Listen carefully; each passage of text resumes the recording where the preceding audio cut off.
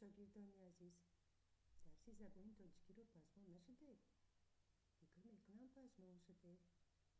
موضوع درسی امروزه ما جانشینی نفسی تأکیدی به شمار میرود. چون که شما درباره جانشین علاقه معلومات داره و میدانید که جانشین حصه مستقل نطق است که به جای اسم، صفت و شماره کار فرموده می شود. امروز ما درباره جانشین نفسی تأکیدی به شما معلومات میدهیم. جانشین نفسی به شخصی اشاره میکند که اجرا کننده امر میباشد. واژه خود و مرادفهای آن خویشتن جانشین نفسی تأکیدی به شمار میروند. مثلا من هم در حولی سیاره چون در خانه خود بی‌ملال زیستن گرفتم.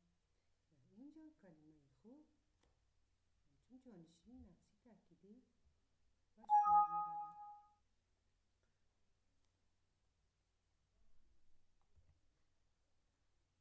آرزومند دیاری خویشم،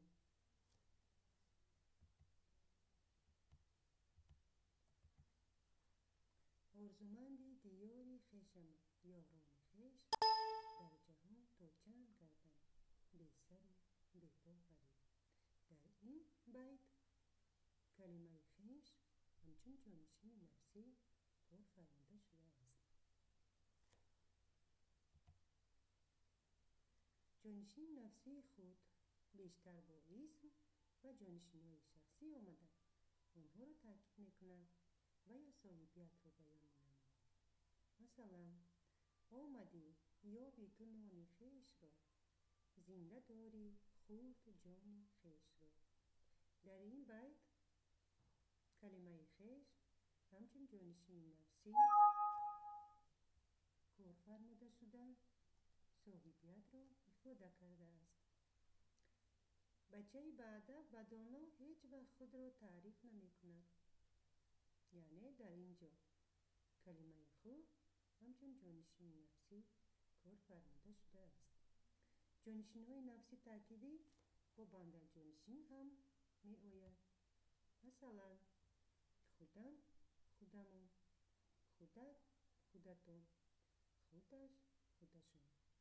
یعنی در کلمه های زیرین جانشین نفسی خود با بندر جانشین ها آمده صاحبیت را افاده کرده است.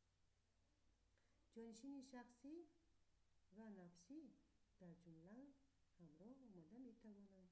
مثلا سرزمین ما خود از آثار او سر می شود، این زمین با او به دنیای برابر می شود. خب چنانه که شما دیده ایستاده در اینجا جانشین شخصی ما و جانشین نفسی خود در یک جایگی در بیت آمده اند. خب اکنون بچه ها برای شما سپارش متن داده شده رو اذیت میکنید و کلمه خود را در جمله با بندر جانشین ها می آورید. هر کسی را بهر کار ساختند، میل آن را در دلش انداختند. دست و پا بی میل جنبان کی شود؟ خار و خس بی آب و باد کی رود؟ گر ببینی میل خود سوی سما، پر دولت برکشا همچون هما. از پارچه شعری جانشین نفسی رو پیدا میکنید با بندر جانشین در جمله در دفترهایتان می نویسید. و غیر از این از کتاب درسیتان مشق 249 رو اجرا میکنید و همچنین میتوانید از همین صحیفه کتاب درسی درباره جانشین های نفسی تأکیدی معلومات پرتر بگیرید. خیر بچه ها، تا درسی آینده